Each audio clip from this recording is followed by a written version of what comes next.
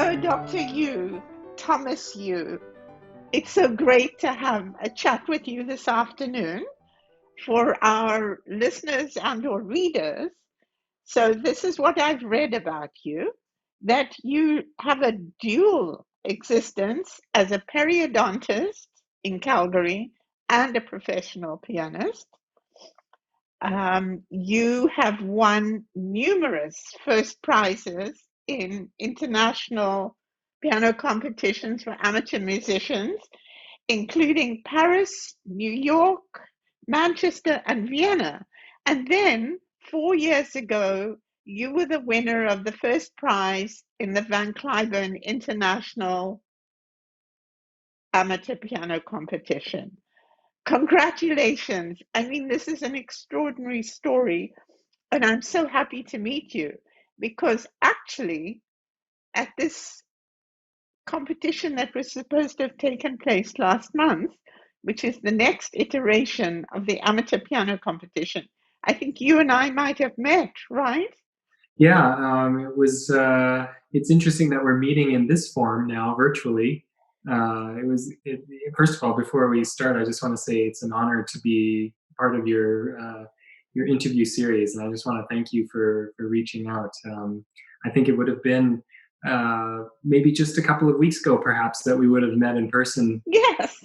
Well, I'm just so thrilled. I mean, actually, I have heard of you because you're famous, and the comprehension of how somebody can be a practicing periodontist and a pianist at the level at which you are is quite remarkable.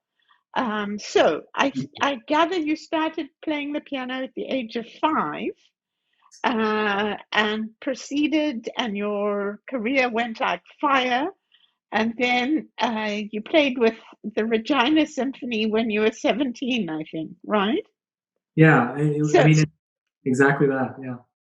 I don't know. My parents weren't even planning to put me into piano. My older sisters were playing at the time, and apparently I would just sit and watch them as they played. And after they finished their, whatever they were working on, I would hop up on the piano and imitate them and play exactly what they played, and it would irritate them a lot. But it was a sign for my parents to put me into piano at that age. But I had you know, I didn't necessarily enjoy. I don't know if I enjoyed everything that I did musically back then. I I was probably 17 years old, I think, when I actually really understood why I was playing piano. That was the kind of the time that I started to really appreciate it and love music. And so I've just fallen in love with it more and more every year. so at what point did you know you were going to go into dentistry? You know, so after high school, I went to university and studied microbiology. And I remember in the back of my clipboard, and the last sheet of my page was all the addresses to all the music schools that I wanted to apply to. So every time I got to the last page of my loose leaf, I would see Juilliard, Curtis, Indiana, all these schools that I wanted to send applications to. And it was almost like a torturous reminder that I'm not doing piano. And at that time, I really kind of wanted to do that. But I would say probably at that time it was, my parents weren't very supportive of me pursuing music full time. I didn't understand why until much later. So obviously at that time it created a lot of tension between us. I wanted to go to music school. They wanted me to stay and with my academic studies. So I eventually got into dental school. I mean, it was just, I thought I would go into medical school or some sort of health profession. And I applied for dentistry. It was interesting. I was sitting in my anthropology class, and this gal beside me was preparing for something. It was like a little puzzle book. And I was like, "What are you doing?" And she said, "Well, I'm preparing for the dental aptitude test, the DAT test." And I said, "Oh, can I have a look?" Because it looked like puzzles. And I just looked at it, I was like, "Oh, that should go there, and this should go there, and this should go there, right?" And she had to go to the answer book and said, "Well, yeah, that's right." And I was like, "Give me this book." Like, this is kind of interesting, puzzles and everything. And I started to look at that, and I asked her, so why are you thinking of dentistry? And she said, "Well, I want to be in the health profession, but I also want some freedom in my life to be able to do things that I want to do. And I thought immediately, wow, that could be something music could complement. So I then just started to cram for this aptitude test, which was like 2 or 3 weeks later, and next thing I knew, I was in dentistry. So yeah, but I still didn't really want to be a dentist. You know, I was still always dreaming that I would be some sort of musician, that I would want to, you know, there was even a point when I wanted to quit dentistry. There was a lot of, yeah, again, tense moments at home when I was trying to approach this idea. There was a time when this Russian pianist, I grew up in Saskatoon, that's where I went to school.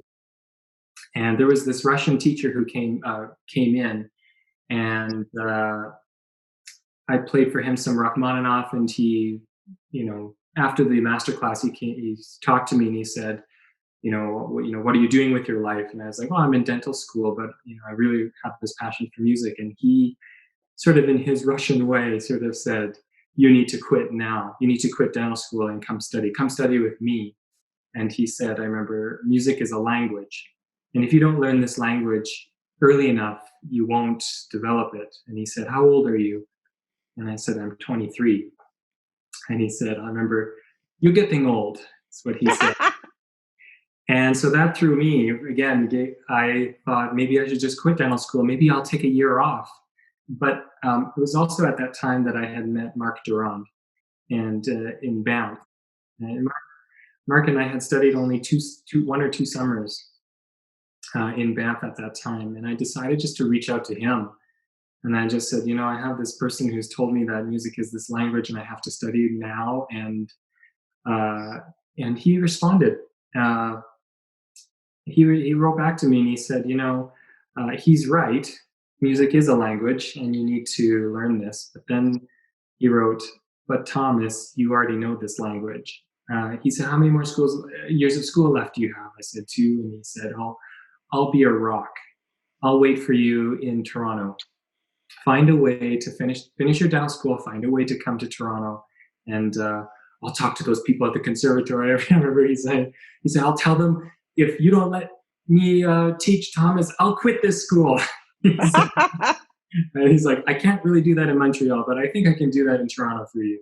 So I did that. I spent 2 more years to finish my schooling. I found a residency at Mount Sinai Hospital. It's a hospital residency to pursue that in Toronto, and he was there. And so we studied privately at the Glen Gould School. At night we would have our lessons there. So that was when I just realized all of a sudden I could do, it was just so free to feel like I could do both. And you're so lucky, I tell you, my encounter with Mark Durand was, I think I first discovered him when I had the privilege of being on the final jury of one of the CMC. I was in Ottawa at that competition, and my goodness, it's at least 25 years ago. I discovered that the talented pianists came from either Vancouver or Montreal, because Mark Durand was the teacher in Montreal and Lee Kam Singh was the teacher in Vancouver. Yeah. There was a wonderful violin teacher in Edmonton. And so it's so interesting how these extraordinary teachers can produce students. I mean, you've got to have it in you. I'm not saying they produce them, but they're high points in Vancouver. So Durand is a remarkable, incredible man, and you're so lucky that you then got to study with him. As Mark would say, he would say to me, well, you have it all in you. I just have to kind of make the little tweaks and find out where to put this in there and that together. But I work with, you have to, as a teacher, work with what you have and make art out of it, rather than Yes. A lot of teachers, I think, probably say, well, do it the way I do it. And this is how that's how I would teach, because that's all I know is how to do it for myself, and explain to other people how I do it. It's not necessarily as And that's what these special teachers can do. So at what point then did you go on to becoming a periodontist, and how many more years is that? And why did you do that? I had sort of thought, well, I need to stay in Toronto so I can still stay with Mark, but I don't want to be a dentist. So what do? I just keep in school, keep specializing. And my teacher in Saskatoon at that time said, well, I was sort of interviewing the different specialties and saying, like, why did you become an oral surgeon? Why did you become an orthodontist? And I asked the periodontist at that time, and he said, well, I like to think of myself as the conductor of an orchestra. You know, the gums and the bone are sort of the foundation, and all the little things that you want to do, like you have to coordinate the braces, the crowns, the bridges, the implants, and everything has to be housed in this foundation. So I think he knew that he was going to sell me on perio by saying that to me, because I was sold. And then when I was in Toronto and I thought I'd like to go into perio, um, the head of periodontics at U of Toronto was also faculty at the hospital. So, and he was also a lover of piano. So the two of us spent that year just, really bonding, and that was kind of a launch for me to go into periodontics there. All right, let's ask you about the competition. So at what point did you decide to start entering competitions?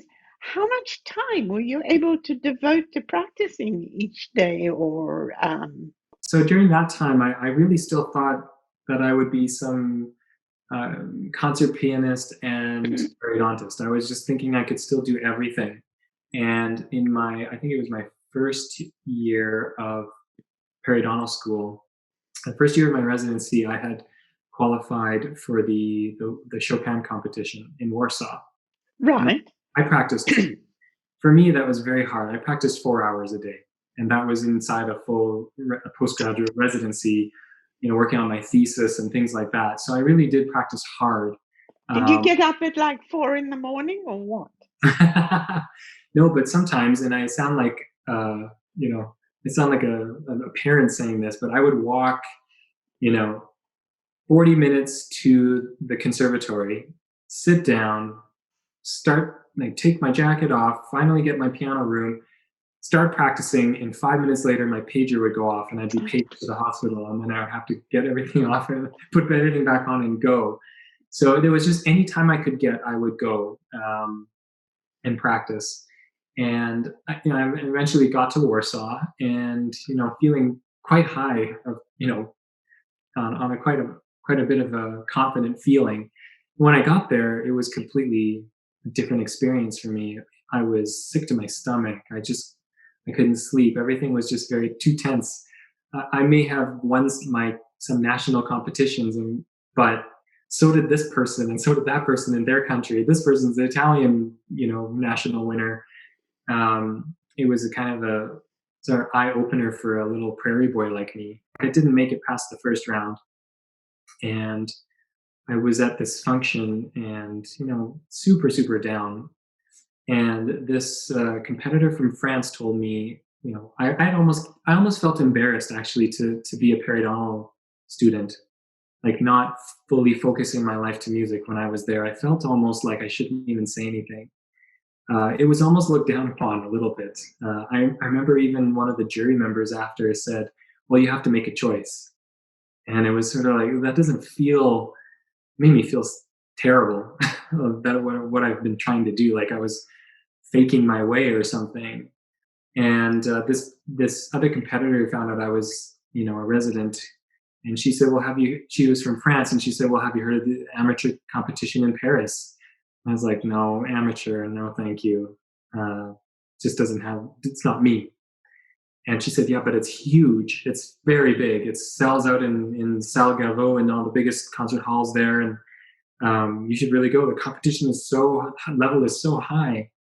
And so that, I remember that night I went back to my hotel in Warsaw and I looked it up, still in the middle of all this competitive, environment.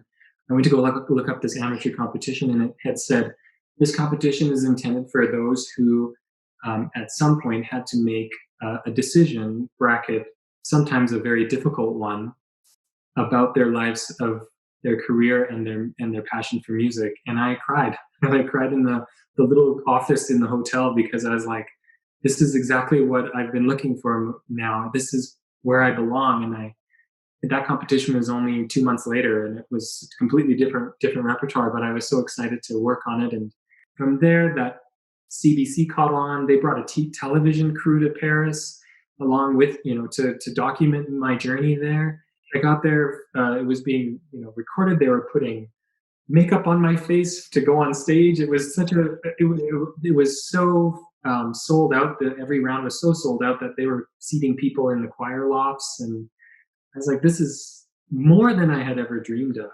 So, at what point did you decide to enter the Cliburn? And are you glad you did? Yes, I'm very glad I did. I I decided to enter the Cliburn soon after the Paris experience because I knew at that time Paris and Texas were the only sort of main hubs of amateur competitions. There's now competitions all over the world, but at that time there were only about five. And I emailed the people at Cliburn, uh, and I said, I know that you have this age limit, and I'm too young. Like that's another thing about amateur competitions. You can be too young, never too old. But it took 10 years before I was age appropriate for that competition.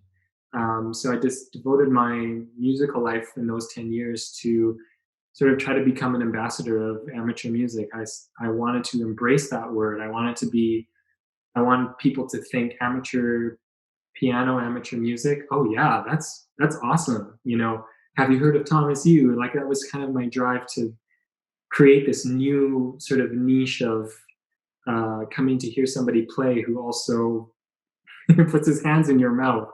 It was kind of like a new opportunity, and I think that's kind of the advice I give a lot of young musicians is what you envision right now may not be what you will actually enjoy, and that there are so many different ways that you can get there that you may think are the complete opposite way of getting there, but it opens up this world. It may open up a world that you never even thought was possible in your original dream. So I agreed to go onto the jury of the amateur competition. Well, I want to tell you, I worried about it so much. I was terrified. I respond to musicians with my gut. It's not intellectual at all. And I believe that when I hear someone, I can tell pretty quickly if they're wonderful or if they're awful. It's the ones in the middle that you have to really work at. But then I think if they're in the middle, I'm really not interested. But how should one judge a pianist who's coming to play in an amateur competition? What am I going to be looking for? Is it the talent? Because when you judge somebody who wants to be a professional, you look at various aspects. Do they speak to you? Do they communicate? How are they with people? I mean, so being a professional musician is much more than just the ability and the artistry to play the instrument. It's the total ability to communicate and express. And you can sometimes get a feeling that someone is not going to be able to do that. So you say, okay. But if it's an amateur world, what are the criteria you should be looking at? Is it purely the talent? What is it? In an amateur competition, you as a jury member and an audience member want that performer and competitor to do their best. You can't wait to hear what they have to give. You relate to them There's only 0.1% of us that are professional musicians. The rest of us are all technically amateur musicians who have another thing they do all day long. And so it's very much more relatable. But in the amateur competition, you have a few different types of players. You have those that are just trying to get on the stage, to fulfill their dream of being on a stage, which they never did. And they maybe thought of it 20 years ago and they're coming back to it again. And they're just so happy to be on stage and their passion comes forth. Then there's the next amateur who might, I don't know what that term is. You bite off more than you can chew. Is that right? True. Yes, yes. That they sort of try a little bit too much, and you're like, okay, well, that's where the amateur part of things sort of makes sense. And then there's a few that are just really talented, and the level, as how the jury member was saying, was just they were very surprised that 4 years ago the level of the competition. They just didn't come to expect that players would be so so gifted. So I think by the end, when it comes down to those 5, there's a few of us competitors who are there for a very specific purpose, to be the best that they can be and win a medal, and have been preparing 1 or 2 years for these little moments. But all in all, it's a very positive environment. It's so uplifting. Everybody just gets along with everybody. Competitors were friends from top to bottom, and jury alike. For the amateur competition, do they also have an imposed work where you have to learn something new that's written for the competition? They don't at Cliburn. No. No, they don't, actually. It's a wonderful idea.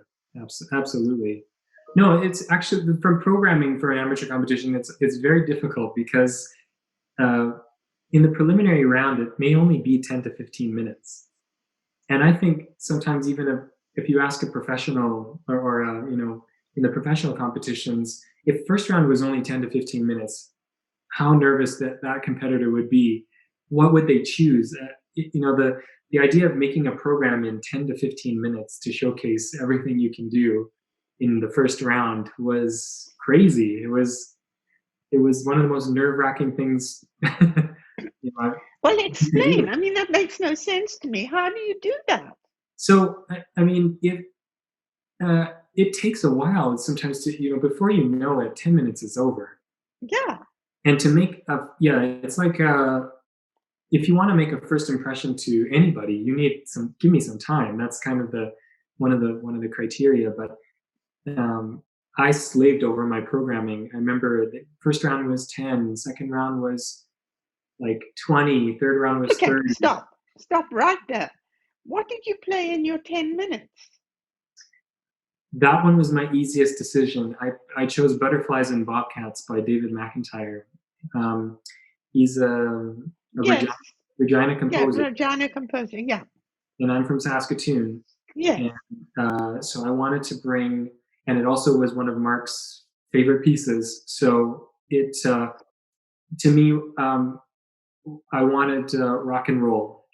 That was my theme of first round, was rock and roll.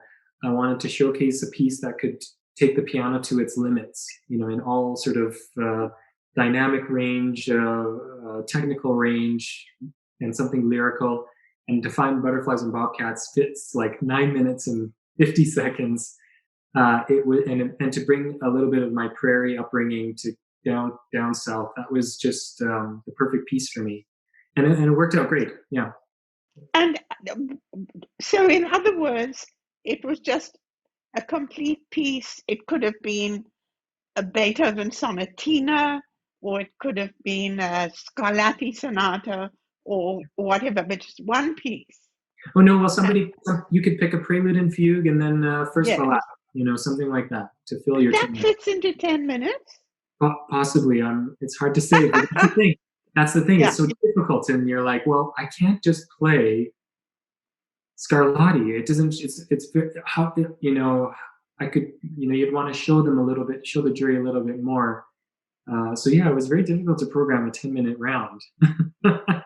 My goodness. I so enjoyed talking to you, Thomas, Dr. Yu. That's Thomas. And I really look forward to meeting you in the future. Well, we are geographically, we're not that far away in Calgary No. and Vancouver, but if it happens to be Fort Worth when we see each other, I'm gonna look for you first. Oh, we'll find one another. Take care and thank you so much Thank for you. your time. Bye-bye.